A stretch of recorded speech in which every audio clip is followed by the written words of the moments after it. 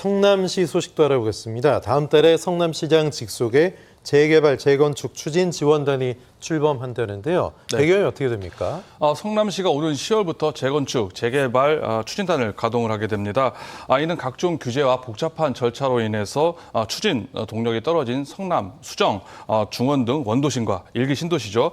분당을 정비하는 사업을 활성화하기 위해서입니다. 네. 이를 위해서 정책 기반을 확보하면서 한편 도시 계획이라든지 공공개발, 주택 공급 정책 간 연계를 강화하겠다는 계획이라고 할 수가 있는데요. 추진단 구성은 신상진 시장의 대표적인 공약이라고 할 수가 네. 있습니다. 신 시장은 후보 시절부터 재개발, 재건축에 많은 관심을 보여왔고요. 방식에 있어서 기존의 탑다운, 하향식 방식이 아니라 바텀업, 상향식 방식을 하겠다. 혁신적으로 추진 방식을 전환하겠다라고 밝힌 적이 있습니다. 예. 추진단은 부시장을 단장으로 하고 있고요.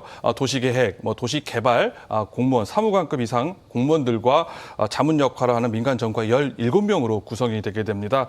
산하에는 관련 부서 팀장으로 재개발, 재건축 분과와 또 공공개발 분과 두 개로 나눠지게 되고요. 다만 추진단은 별도의 신설 기구가 아니라 태스크포스 형태로 운영이 되게 됩니다. 이 활동을 지원하는 전단팀은 앞으로 이제 조직 개편, 조례를 통해서 신설할 계획입니다. 예, 성남도 신도시 분당도 그렇고 원도심도 그렇고 재개발 또 재건축 필요성이 깊잖아요. 구체적으로 어떤 일들 하게 됩니까? 추진단은 매월 1회 정기회를 열게 되고요. 필요할 경우에는 수시로 임시 수시회의를 열게 됩니다. 하지만은 매달 상시 운영체제로 활동을 하게 된다고 볼 수가 있는데요. 네. 주로 도시 계획과 관련된 규제 개선 정책과 또 주택 공급 정책을 발굴하는 역할을 하게 됩니다. 이에도 재개발, 재건축 사업 추진을 하게 되고요. 공공 개발 사업 대상지를 발굴하고 또 그리고 이에 대한 정책 자문과 사업 지원을 하게 됩니다. 절차 관리를 비롯해서 이제 각종 이해관계와 갈등을 조정하는 역할도 하게 되고요.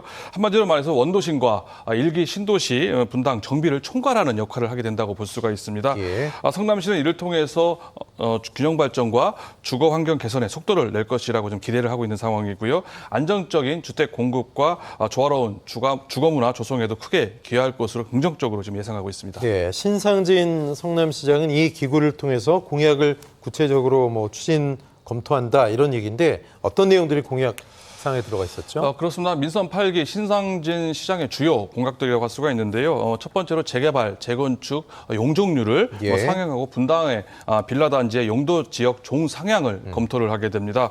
또한 2030 도시 주거환경 정비 기본 계획을 재정비를 해서 재개발, 재건축을 신속하게 추진하게 되고요.